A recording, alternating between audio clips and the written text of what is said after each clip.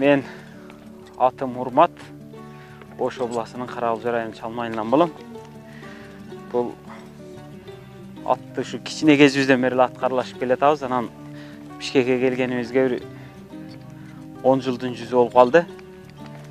Ушу Сокулукта азыр бул аттар менен алек болгонубузга 6-7 жыл болду. Ошодон бери аткармап келатабыз.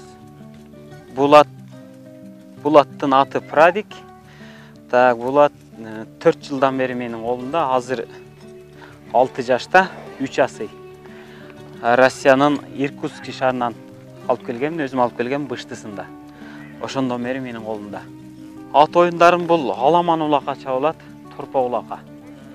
Торпок бизде ошо торпок тартабыз, ошол торпок улакка гана чабылат. Орун чоң байгелерде тай, ат, ушундай чоң сорундарга жетишип алып жүрүшөт. Bunun salmağı tarzага жибебиз тартып көргөн эмесмин, примерно 700 кг чыгат го дейм. Мен алып келгенде өзү Кыргызстанга сомго 150 миңге түшкөн. Анан сатайын деген оюбуз деле жок. Бирок 15 миң долларга сурап келип атышат казактар. Өзгөчөлүктөрдү ушул аламан улакка аябай жакшы жарайт. Топко кирет.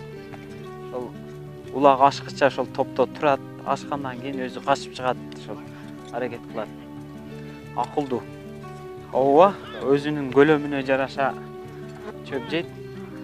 Күнүнө бир таңактан чөп жейт, бир таңактан